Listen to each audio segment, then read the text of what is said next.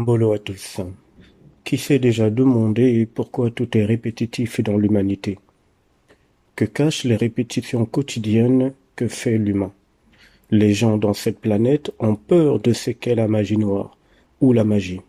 Surtout que dans l'écrit religieux, il y a beaucoup de passages qui interdisent cette pratique.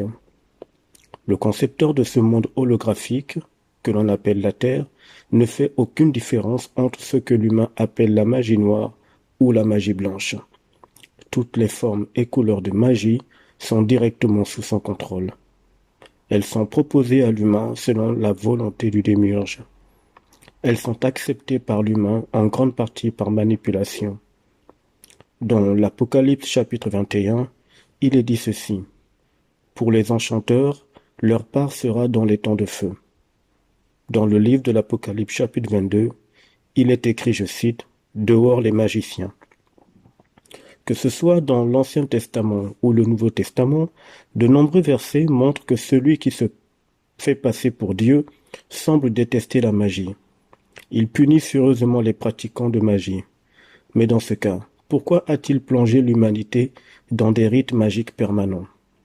Dans l'écrit religieux, il est dit que les œuvres de la chair sont la magie. Allez-y voir le livre de Galates chapitre 5, versets 19 à 21. Le livre religieux parle bien des œuvres de la chair. Nulle part il est écrit les œuvres de l'âme, et encore moins les œuvres de l'esprit. De toutes les façons, l'esprit, comme je ne cesse de le dire, n'est pas dans ce plan terrestre. L'esprit humain est si puissant qu'il ne peut être dans ce plan terrestre. Il est loin de cette réalité virtuelle. D'ailleurs, dans ce qui est vu comme un jugement dernier, qui, je le rappelle, est une manipulation grossière, ce ne sont pas les œuvres de l'âme qui sont jugées, mais les actes posés par le corps humain, le corps carbone. Sauf que le corps carbone, le corps humain, est sous le contrôle des forces compliquées. Ce sont elles qui le pilotent. Et ces forces compliquées, les entités, travaillent pour le démiurge, qui se fait aussi appeler Samaël ou Saklas. L'âme est une mémoire, point. La mémoire n'agit pas dans la matière. Par contre, elle enregistre tout. Le corps humain est programmé en tout point par les entités. Ainsi donc, cette entité qui se fait passer pour Dieu, qui donne l'impression qu'il ne supporte pas la magie, fait quand même pratiquer la magie aux humains en utilisant différents stratagèmes de manipulation. Voyez le degré de mépris qu'il a envers l'humain, le degré de moquerie qu'il éprouve envers l'humain. Mais revenons sur la répétition quotidienne que subit l'humain dans ses actes. Qu'est-ce que ça cache concrètement? On constate que tout est donc répétitif dans cette planète. Dans les arcanes astrales, la répétition est magique. Il y a même un nom qui est donné. Cela s'appelle la magie de la répétition. Toute répétition, qu'elle soit verbale, ou sous forme d'acte ou de pensée, c'est de la magie. Parce que la répétition est une forme de magie. C'est un peu comme si vous laissez tomber une goutte d'eau pendant des années sur un rocher, la goutte d'eau finira par percer le rocher. En fait, la magie, qui est libérée par la répétition, finit par déclencher des énergies et à faire intervenir des forces. Je rappelle encore que toute forme de magie, peu importe les endroits où elles sont apparues, sont l'œuvre du démiurge.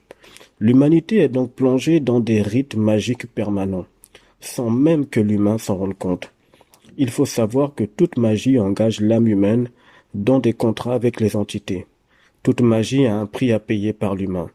Et le prix, c'est l'âme humaine, l'énergie humaine. Car encore une fois, les entités ne font rien gratuitement. Il y a des gens dans cette planète qui sont certains qu'ils n'ont jamais pratiqué la magie.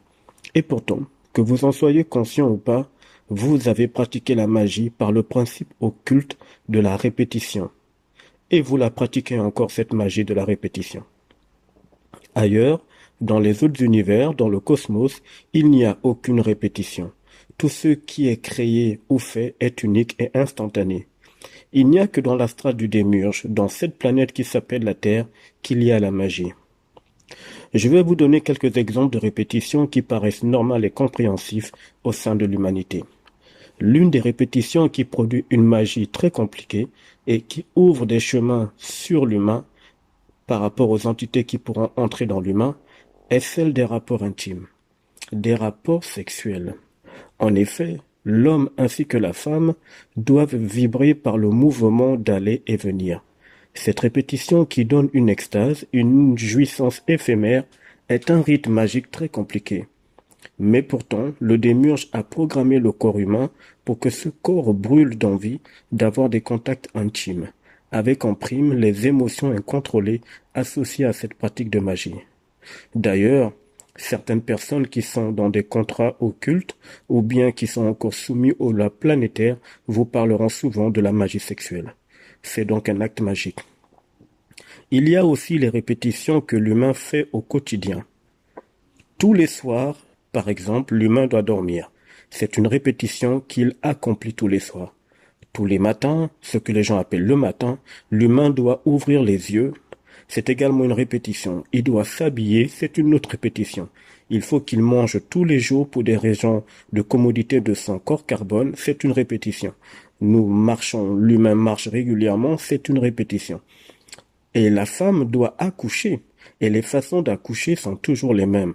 Ce sont également des répétitions. Bref, tout ce que fait l'humain est répétitif. Il n'y a rien de nouveau. Tout se répète constamment, inlassablement, et l'humain n'y voit rien. Il ne sait pas ce que cela signifie, ce que ça représente de manière occulte. Il ne réalise pas ce qu'il subit. Tout dans cette planète est répétitif, même ce que les gens appellent la nature. Les saisons sont les mêmes et viennent toujours à la même période. Alors, pourquoi cet être qui se fait passer pour Dieu agit ainsi envers l'humain? Pourquoi il a programmé tout ça de cette façon? Pourquoi? Lui qui a prétendu et qui prétend d'ailleurs aimer l'humanité. D'ailleurs, même l'amour est répétitif. Les gens vont dire par exemple, j'aime et je n'aime pas. Vous voyez, c'est répétitif. Donc pendant un temps, ils vont aimer une certaine catégorie de personnes, et puis ils vont s'en lasser, ils diront qu'ils n'aiment plus, et puis quelque temps après, ils aimeront une autre catégorie d'êtres humains, et après ils vont s'en lasser. Ce ne sont que des répétitions permanentes. Cette entité agit ainsi parce qu'elle est anti-homme. Elle fait que l'humain est une source de nourriture dont elle a besoin.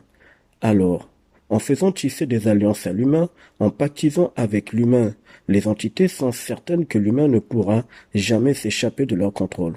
Sauf que les cycles magiques de répétition n'ont plus aucune valeur ni aucun poids dès l'instant où l'humain décide, de manière psychique et mentale, que toute cette manipulation cesse. À partir du moment où l'humain se sépare vibratoirement de son corps physique, dès qu'il est conscient psychiquement que le corps carbone ce n'est pas lui, l'humain devient lucide du fait, psychiquement parlant, qu'il est âme et esprit, et par conséquent, malgré les cycles de répétition que les entités font subir à son corps carbone, ça n'a aucun impact sur son âme, ni sur ce qu'il est en tant qu'être éternel et immortel. L'humain pourra donc circuler dans cette planète sans être impacté par cette magie mondiale qui se répand et qui s'est toujours répandue au cœur de l'humanité à travers les cycles de répétition. Toute répétition provoque et déclenche la magie. À plus tard.